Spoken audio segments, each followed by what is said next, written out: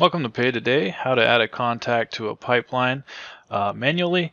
First thing you need to do is open up your pipelines from the left-hand sidebar. You can click on CRM and then choose pipelines, and then you'll be looking at a list of your pipelines that you've created. Go ahead and choose one of them, and we'll click on First Contact. And you can see we have a few people added to this. In order to add another contact, choose the step that you like. We'll just put one on the third step. Maybe he's already at this step currently. So we'll go click on the down arrow on the top right, click Add Contact, and then go ahead and search for a name that you want to add.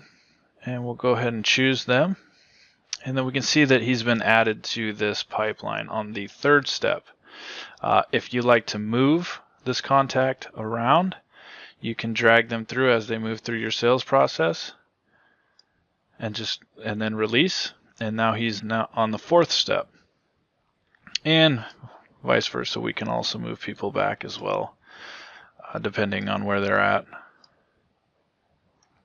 If you'd like to delete a contact from this pipeline step, all you have to do is go ahead and click the trash can next to their name, confirm it, and they have been removed from this pipeline.